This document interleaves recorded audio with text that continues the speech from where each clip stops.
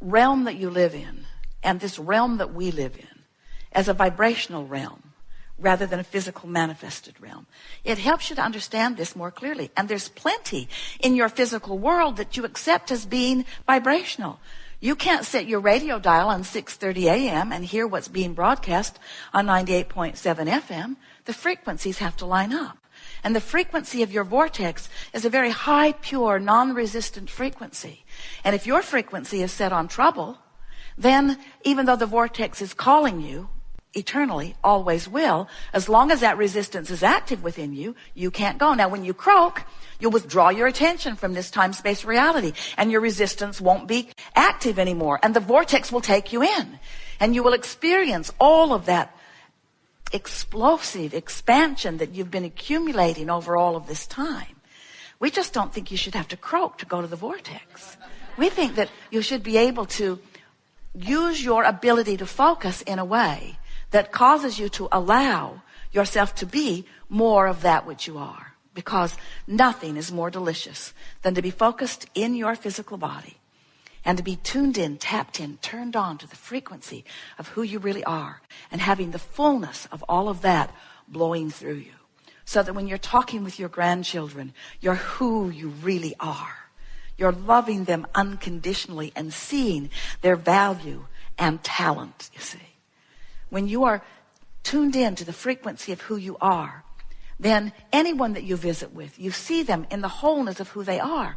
That's been the secret of masters and healers from the beginning of time. They behold you as you really are, not as you may temporarily be being, as you are depriving yourself of being all that you really are because you're fussing over something, because you've got yourself convinced that reality is the most important thing. The reality that is manifested. The house you live in, the body, how your body looks, how your body feels, your bank account. You think that that is reality. And we say, it is a part of reality. Certainly it is. And we understand why you think it is reality, because you can see it and hear it and smell it and taste it and touch it. But we want you to know it's a reality that is past tense. It's old news. Once it's manifested, it's a vibrational dinosaur. Once it is manifested, it is about something that is not as important as what's going on in your vortex. That's why, have you ever been in a new relationship and it just felt so good and then it got old?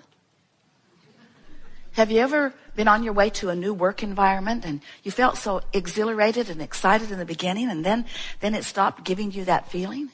As we watch you, and we watch all of you, as we see humans in their fantastic exploration and expansion, we notice that the majority of the creation that you do as you create your empires and your relationships and the structures of your life, whether it is personal relationships or global relationships, whether it is monetary empires, whether it is subjects of understanding the philosophy of the world, as you are building these magnificent physical structures and creations, the majority of your work happens before you gather the first board or the first brick or the first computer or the first computer programmer. In other words, the majority of your creation happens before you begin to take any physical action, because there is a vibrational structure, a vibrational grid, a vibrational creation. A few years back, we wrote a book with the best title ever given to a book, Ask and It Is Given. And it was speaking about exactly that. Because when you ask, even with a soft preference, the vibrational part of you, the non-physical part of you, the source energy part of you, the God force part of you, doesn't just answer the request, it becomes the vibrational equivalent of the solution. So if you've got a problem, the solution is there immediately, because you can't have a problem without asking for the solution. You can't have a question without asking for the answer. And in this magnificent universe where you ask, source answers, where you ask, it is given, that's what's happening. So when we say to you, do you know what you're wanting? And some of you say, Well, I don't think I know it in the fullest. I just know that right now this chair is not as comfortable as I would like it to be. Or right now I know that I wish my kids were behaving better back home, where I locked them in a room and said, I'll be back. Be good. But we want you to know that there is this amassed vortex that not only knows what you want, but is what you want. It's the vibrational version of all that you have been requesting that has already been amassed, and all cooperative components have already been drawn to it. Do you know that for everything you want, cooperative components are immediately available? That's why there can and should be immediate manifestation of the things that you want, because when you ask, it is given vibrationally. But there is this lag that happens with so many of you. We've been giving the buffer of time the credit for it. In other words, we've been saying to you for a long time that when you want something, there is usually a buffer of time between your identification that you want it and the showing up of it, the manifesting of it, the actualization of it in your life experience. But we want you to know that the only reason that there is that lag is because when you launch your preference, when you amend your desire again and again and again, as you do all day, every day, you are usually not up to speed. You're not a cooperative component to what you're asking for. And the reason that you are not, sometimes, often, usually, a vibrational match to what you're asking for is because you are so what is oriented. You're so deciphering the present manifestation. So when your present reality shows you something that you want, most of you are still so actively involved in explaining what's wrong with the present reality that you prevent yourself from being a cooperative component to what you are looking for. You know, a question has a vibration, and an answer has a vibration. But the vibrational difference between the question and the answer is a big vibrational difference.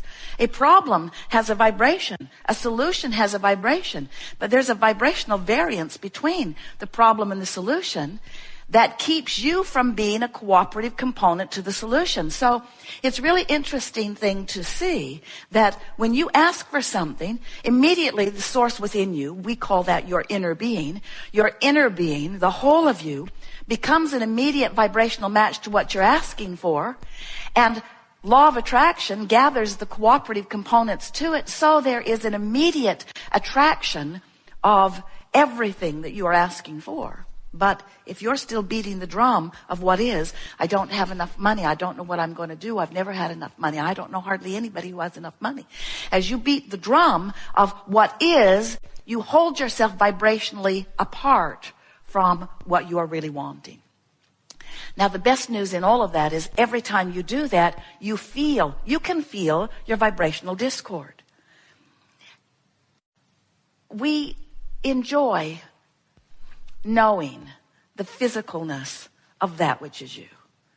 You are so beautifully physical, which means you're really, really, really, really good at interpreting a reality through your physical senses. What you see is just an interpretation of vibration.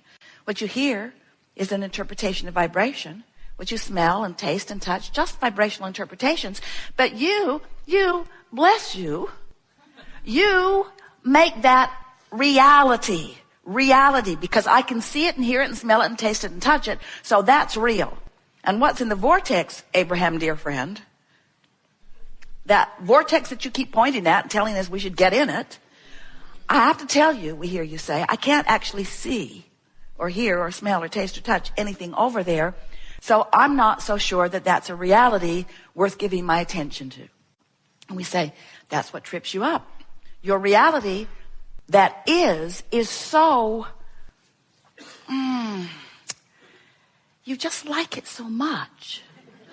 It calls you because you can see it and hear it and smell it and taste and touch it. So you want to see it and look at it and taste it and touch it and hear it. You want to give it your undivided attention. And we say, if you give your problem your undivided attention, you hold yourself apart from being a cooperative component to the solution. You say, but I can't see the solution, and let me tell you about the problem. I've had it for a long time. I've never liked it. It bothers me in this way, in this way, in this way, in this way. Others have it too. We have a meetup group online. And we say, if you keep keeping the problem active in your vibration, you see, that wasn't your plan. You planned to come as part of your consciousness into this physical body, explore, identify what you prefer, and as soon as you identify it, to give your undivided attention to that new preference. And when you do that, when life shows you what you want, and then you talk about what it is you want and why you want it, and you think about all the reasons that you would love to experience that, then you train yourself into vibrational compliance with the solution, and then law of attraction must bring it to you. It is law. But when you feel that you have to justify it, and we know how you got there. In other words, you came into this physical body and you looked to those other big people as the vortex through which your well-being came. And as they said to you, don't behave that way. You must cater to me. You must please me. And whether they said it right out loud or not, and plenty of them did, you caught on pretty quick that you needed to do things that would make you friendly in the community in which you were living. And so you began one who pleased those around you. When they frowned, you did something different. You always, not always, but especially in the beginning, you were trying to evoke a pleasing response from those who were outside of you, even those who were well-meaning, like your parents and those up close to you. But what happened in that is that you lost your sense of your relationship with your vortex. You lost your sense of your relationship with this larger part of you who has just now become more as a result of what you have been living. Are you following us at all? You were source energy before you came into this body. You came into this body where you now avidly explore details all day, every day. And when you know what you don't want, you know what you do want, and you send off that rocket, and the larger part of you becomes the equivalent of what you do want. So you, in your exploration of the variety, caused yourself vibrationally, the eternal part of you, the forever part of you, you caused that part of you to expand, to become more. And in the moment that you, through your exploration of variety, cause that larger part to become more, you now have the choice of keeping up with the expansion or not. When you keep up with the expansion, you feel happy, you feel sure, you feel frisky, you feel robust, you feel clear-minded, you feel healthy, you feel vital and alive, you feel full of fun, you have good timing. In other words, when you keep up with who you are, you feel wonderful. But if you are like so many humans who are exploring and launching rockets and exploring and launching rockets and exploring and launching rockets, but instead of turning to the solutions and anticipating the solutions or even hoping for the solutions, you're justifying the need for the solution by defining in greater detail the problem, then you've been letting the problem train your vibrational frequency. And we want, in this gathering, to show you how to let the vortex train your frequency, because it can. It wants to. It's calling you constantly. In fact, do you ever have negative emotion? If you ever have negative emotion, that means your vortex, your inner being, is calling you. You're just not going, not right now. You're holding out. You're focused upon something that makes you vibrationally resistant to the vortex that is calling you. It's sort of like you've got your feet dug in. You're sort of hanging on to where you are. And even though the vortex is calling you, you're not going. And the only reason you're not going is because you've got something active in your vibration that we call resistance that keeps you from being a match to the vortex who is calling you. Don't you love knowing the eternal nature of your being? And aren't you eager to just carve out your joyful part in the moment? Aren't you ready to put down your burdens and stop struggling to defend and defend and guard against and take wrong things and make them right? Aren't you ready to embrace the rightness in all things while you pick out the specific things that are particularly of interest or desire to you?